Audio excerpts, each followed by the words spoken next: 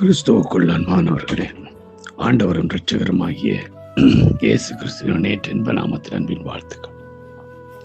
தொடர்ச்சியாக நாங்கள் மத்தேயு 22வது அதிகாரத்திலிருந்து அழைக்கப்பட்ட நாம் அழைப்புக்கு பாத்திரமாய் நடக்கிறோமா இல்லையா என்பதை குறித்து தியானித்து வருகிறோம். நேற்றைய தினத்தில் பார்த்தோம், நாம் அழைத்த அழைப்புக்கு நாங்கள் மனதில்லாமல் இருக்கிறோம். அழைக்கப்பட்டவரின் அழைப்பை ஏற்று அந்த அழைப்பை நிறைவேற்ற முடியாதபடிக்கு மனமற்றவர்களாக இருக்கிறோம் என்பதை குறித்து நாங்கள் தியானித்தோம்.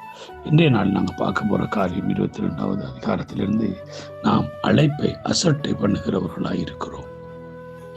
எவ்வாறு அசட்டை பண்ணுகிறோம் பார்ப்போம். நாங்கள் 22:4-5 சொல்லப்படும். அப்பொழுது அவன் வேறு ஊழியக்காரரை அழைத்து, நீங்கள் போய், இதோ என் விருந்தை ஆயத்தம் பண்ணினேன், என் எருதுகளை கொடுத்த ஜந்துக்களும் அடிக்கப்பட்டது, எல்லோரும் ஆயத்தமாக இருக்கிறது, எல்லாம் ஆயத்தமாக இருக்கிறது, கல்யாணத்துக்கு வாருங்கள் என்று அழைக்கப்பட்டவர்களுக்கு சொல்லுங்கள் என்று அனுப்பினான். அழைக்கப்பட்டவர்களோ அதை அசட்டை பண்ணி ஒருவன் தன் வயலுக்கும் ஒருவன் தன் வியாபாரத்துக்கும் போய்விட்டார்கள். பிரியமானவர்களே, அழைக்கப்பட்டவர்களுக்கு மீண்டும் ஒரு அழைப்பு வருகிறது. அந்த குறித்த நாள், குறித்த நிகழ்வுக்கு அவர்கள் அழைக்கப்படுகிறார்கள்.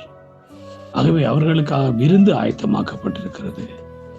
அவர்களை சந்தோஷப்படுத்துவதற்கான சகல காரியங்களும் அங்கே ஆயத்தமாக இருக்கிறது. ஆனால் அழைக்கப்பட்டவர்களோ அங்கே அழைத்தவருக்கு பாத்திரமாய் நடந்து கொள்ளவில்லை. அவர்கள் என்ன செய்தார்களா? அசட்டை பண்ணினார்கள். இன்றைக்கு நாம் எல்லோருமே கர்த்தர் நம்மளை அழைத்திருக்கிறார் உன்னதமான நோக்கத்துக்காக, உயர்ந்த நோக்கத்துக்காக, நம்மளை மிகுந்த சந்தோஷத்தில் ஆழ்த்துகிற, மிகுந்த ஆனந்தத்தை கொடுக்கக்கூடியதான அந்த உன்னத அழைப்புக்கு நம்மளை அழைத்திருக்கிறார். ஆகவே அழைக்கப்பட்ட நாம், இந்த அழைப்பை பெற்று நாம் அந்த அழைப்புக்கு பாத்திரமாய் நடவாதபடி இன்றைக்கு நாமும் அசட்டை பண்ணுகிறவர்களாக இருக்கிறோம். மல்கியா தீர்க்கதரிசியினுடைய புத்தகத்திலே அங்கே சொல்லப்படுகிறது, 1 அதிகாரம் 6 வசனம், குமாரன் தன் பிதாவையும் ஊழியக்காரன் தன் எஜமானையும் கனம் பண்ணுகிறார்களே, நான் பிதாவானால் என் கனம் எங்கே? நான் எஜமானால் எனக்கு பயப்படும் பயம் எங்கே என்று சேனைகளின் கர்த்தர் தமது நாமத்தை அசட்டை பண்ணுகிற ஆசாரியர்களின் ஐயே உங்களை கேட்கிறார். அதுக்கு நீங்கள் உமது நாமத்தை எதனால் அசட்டை பண்ணினோம் என்று பாருங்க. இன்றைக்கு நாம் அப்படித்தான் இருக்கிறோம். கர்த்தர் நம்மளை அழைத்திருக்கிற அந்த நோக்கத்தை நிறைவேற்றாதபடி நாம் இருக்கிறோம்.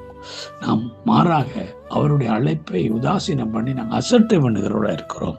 அவருடைய வார்த்தைக்கு கனம் பண்ணாதவர்களாக நாங்கள் அசட்டை பண்ணுகிறவர்களாக இருக்கிறது நிமித்தம் இன்றைக்கு ஆண்டவர் வேதனைப்படுகிறவராக இருக்கிறார். ஆகவே இந்த அசட்டைக்காரரை குறித்து அங்கே பார்க்கிறோம்.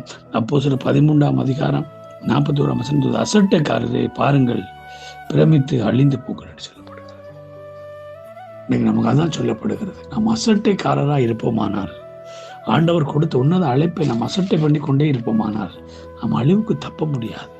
ஏனென்றால் ரோமர் 12:10 சொல்லுது, சகோதர சினத்தில் ஒருவர் பட்சமாயிருங்கள், கனம் பண்ணுகிற ஒருவர் முந்திக்கொள்ள. நமக்கு நம்மளை அழைத்தவரிடத்திலிருந்து அழைப்பு வரும் பொழுது நாம் அவரை கனம் பண்ணி அந்த அழைப்புக்கு பாத்திரமாய் நடக்க வேண்டுமே தவிர அசட்டை பண்ணக்கூடாது. நம்ம எத்தனை தினம் அசட்டை பண்ணியிருக்கிறோம்.